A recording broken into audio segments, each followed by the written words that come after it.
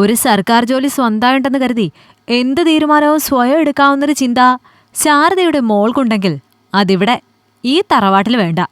ഇവിടെ നിന്റെ കാര്യങ്ങൾ തീരുമാനിക്കുന്നത് ഞാനാണ്.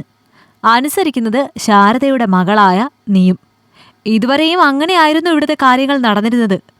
ഇനി നടക്കുന്നതും അങ്ങനെ തന്നെയാണ്. മനസ്സിലായോ നിനക്ക്?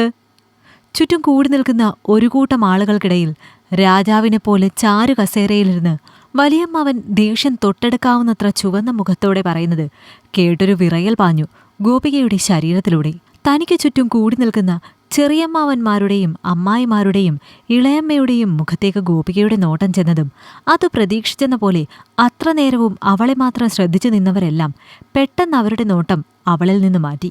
അത് വ്യക്തമായി കണ്ടതും സ്വയം ഒരു പുച്ഛചിരി തെളിഞ്ഞു അവളിൽ. അവരിൽ നിന്ന് തനിക്ക് എന്തെങ്കിലും സഹായം ലഭിക്കുമെന്ന് ചിന്തിച്ച തൻ്റെ മനസ്സിനോടുള്ള പുച്ഛമാണത്. ഈ കഴിഞ്ഞ 23 വയസ്സ് വരെ അവരിൽ നിന്ന് ലഭിക്കാത്ത ഒന്ന് ഇന്നീ നിമിഷം അവരിൽ നിന്ന് പ്രതീക്ഷിച്ചത് തന്നെ തൻ്റെ തെറ്റ്. ഈ വരുന്ന ചിങ്ങത്തിൽ നിന്റെയും അഭിയുടെയും വിവാഹമാണ്, നമ്മുടെ തന്നെ ക്ഷേത്രത്തിൽ വെച്ച്. അതിലിനിയൊരു മാറ്റമോ തീരുമാനമോ ഇല്ല. ശാരദയുടെ മകൾ കേട്ടല്ലോ ഞാൻ പറഞ്ഞത്. ചാരുകസേരയിൽ നിന്ന് എഴുന്നേറ്റ് അവളുടെ മുന്നിൽ വന്നു നിന്ന് ഉറച്ച തീരുമാനമെന്നോണം വല്യമ്മാവൻ ഒന്നുകൂടി ഉറക്കെ ചോദിക്കുമ്പോൾ ഗോപികയുടെ കണ്ണുകൾ തേടിയത് ചാരുകസേരയ്ക്ക് പുറകിൽ തന്നെ നോക്കിയൊരു ചിരിയോടെ നിൽക്കുന്ന അഭിജിത്ത് എന്ന അഭിയിലാണ്. വല്യച്ഛൻ്റെ രണ്ടാമത്തെ മകനാണ് അഭിജിത്ത്. മൂത്ത മകൻ ശ്യാംജിത്ത് വിദേശത്താണ് 1.5 വർഷമായിട്ട്. അഭിജിത്തിൽ നിന്ന് ഗോപികയുടെ കണ്ണുകൾ അവൻ അരികിൽ നിന്ന് കീർത്തിയിൽ തങ്ങി. ശ്യാംജിത്തിൻ്റെ ഭാര്യയാണ് കീർത്തി, മുറപ്പെണ്ണ്, അഭിയുടെ ഏട്ടത്തിയമ്മ. തന്നിൽ തന്നെ മിഴികൾ നട്ടുള്ള ഗോപികയുടെ നോട്ടം ഒന്ന് ചൂളി കീർത്തി. ഒപ്പം നിമിഷനേരം കൊണ്ട് അവളുടെ ശരീരം വിയർപ്പിൽ മുങ്ങി. ഒന്ന് ജ്വലിച്ചു ഗോപികയുടെ മുഖം. അത് കണ്ടപ്പോൾ തളർന്ന മനസ്സിലും ശരീരത്തിലും ഒരു പുതു ഊർജം നിറഞ്ഞതുപോലെ. ഈ വിവാഹത്തിന്, അതായത് അഭിജിത്തുമായുള്ള വിവാഹത്തിന് എനിക്ക് താൽപ്പര്യവും സമ്മതവും ഇല്ല വല്യമ്മാമേ. വെട്ടിത്തുറന്ന് ഗോപിക പറഞ്ഞതും കൈ വീശി അവളുടെ മുഖത്തിന് നേരെ അയാൾ. എന്നാൽ ആ കൈ തൻ്റെ മുഖത്ത് പതിക്കും മുമ്പേ വെട്ടി ഒഴിഞ്ഞു മാറി ഗോപിക. തല്ലേണ്ടതും ശിക്ഷിക്കേണ്ടതും തെറ്റ് ചെയ്തവരെയാണ് മാമേ. ഞാനൊരു തെറ്റും ചെയ്തിട്ടില്ല. എൻ്റെ അഭിപ്രായം തുറന്നു പറഞ്ഞതാണ്. തനിക്ക് വേണ്ടി സംസാരിക്കാൻ താനേയുള്ളൂവെന്ന ബോധ്യത്തിൽ ഭയം ഏതുമില്ലാതെ അയാളുടെ മുഖത്ത് നോക്കി ഗോപിക പറഞ്ഞതും ഒന്ന് പതറി.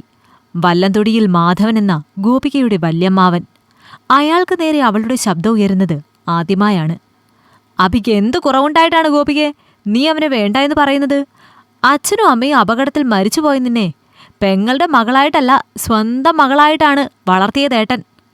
ഒടുവിൽ നിന്റെ ജീവിതം ഭദ്രമാക്കാൻ വേണ്ടി തന്നെയാണ് സ്വന്തം മോനെ കൊണ്ട് കല്യാണം കഴിപ്പിക്കുന്നതും. വല്യമ്മാവനെ സപ്പോർട്ട് ചെയ്ത് മറ്റുള്ള അമ്മാവന്മാർ ശബ്ദം ഉയർത്തുമ്പോഴും ഗോപികയുടെ നോട്ടം അമ്മാവനിലും അഭിയിലും കീർത്തിയിലും തങ്ങി നിന്നിരുന്നു. വല്യമ്മയ്ക്ക് ഞാനൊരിക്കലും സ്വന്തം മോളായിരുന്നില്ല കുഞ്ഞമ്മമ്മേ.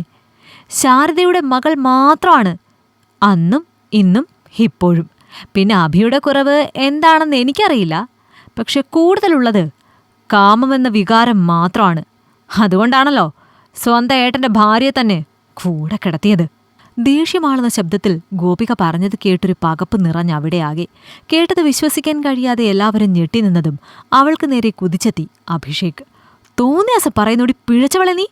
ഗോപികയ്ക്ക് നേരെ അവൻ കൈ ഉയർത്തി ചോദിച്ചതും പകയോടെ അവനെ നോക്കി തനിക്ക് നേരെ ഉയർന്ന കൈ തട്ടിമാറ്റി ഗോപിക. നീ ചെയ്തത് തോന്നിയാസാണ് അഭിജിത്ത്. ഞാൻ വിളിച്ചു പറഞ്ഞത്. ഞാൻ പറഞ്ഞത് സത്യമാണെന്ന് തെളിയിക്കാനുള്ള തെളിവോടെയാണ് ഞാനിവിടെ നിൽക്കുന്നത്. ഞാനിത് ഇവർക്കെല്ലാം കാണിച്ചു കൊടുക്കാം. അവരത് കണ്ടിട്ട് തീരുമാനിക്കട്ടെ ബാക്കി. ഉറപ്പോടെ പറയുന്നവളെ ആദ്യമായി പതറി നോക്കി അഭിജിത്ത്. കീർത്തി പക്ഷേ വല്ലാത്തൊരു ഞെട്ടലിലാണ്. 2 ദിവസം മുമ്പ് വീട്ടിലാരും ഇല്ലാത്ത സമയം അഭിജിത്തും താനും ശരീരം പങ്കുവച്ചുല്ലസിച്ചതും വികാര തീവ്രതയിൽ പരിസരം മറന്ന ശബ്ദങ്ങളുണ്ടാക്കിയത് ഓർത്തു കീർത്തി.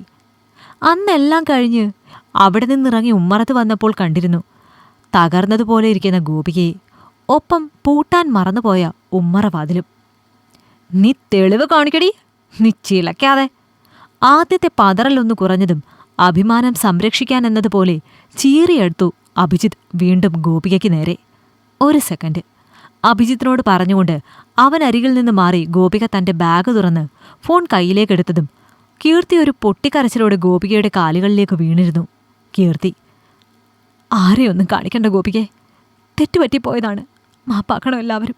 ഇരു കൈകളും ഗോപികയുടെ കാലിൽ നിന്നെടുത്ത് കൂപ്പി ചുറ്റുമുള്ളവരോടായി കുറ്റമേറ്റ് കീർത്തി പറഞ്ഞതും തലയ്ക്കടിയേറ്റതുപോലെ നിന്നു അഭിജിത്ത്. എല്ലാം കൈവിട്ടു പോയെന്ന ചിന്തയോടെ കണ്ണടച്ചവൻ തുറക്കുന്ന നേരം കൊണ്ടവനെ തലങ്ങും വിലങ്ങും അടിച്ചു തുടങ്ങിയിരുന്നു അമ്മാവന്മാർ.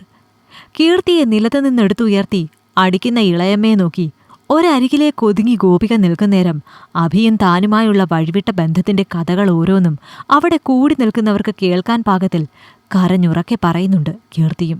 അല്പസമയം അവിടെ കാഴ്ചക്കാരിയായി നിന്ന് തന്റെ ബാഗുമെടുത്ത ആ തറവാടിന്റെ പടി എന്നേക്കുമായി ഗോപിക ഇറങ്ങിയതും അവൾക്ക് മുന്നിലൊരു തടസ്സമായി വന്നു നിന്നു വല്യമ്മാവൻ. തടയേണ്ട അമ്മാവ, നിൽക്കില്ല. ഞാൻ പഠിച്ചു വാങ്ങിയൊരു ജോലിയുണ്ടെനിക്ക് ജീവിക്കാൻ. ശാരദയുടെ മകളായ എനിക്ക് അത് മതി ഇനി ജീവിക്കാൻ. അയാളോട് ഉറപ്പോടെ പറഞ്ഞവൾ നീങ്ങിയതും വീണ്ടും അവളെ തടഞ്ഞയാൾ. നിന്റെ ഫോണിലുള്ളതെല്ലാം നശിപ്പിച്ചേക്ക്. തറവാടിന്റെ മാനമാണ് വലുത്. അവളുടെ മുഖത്തേക്ക് നോക്കിയയാൾ അത് പറഞ്ഞതും നേർത്ത ചിരിയോടെ തലയാട്ടി അവിടെ നിന്നിറങ്ങി നടന്നു ഗോപിക.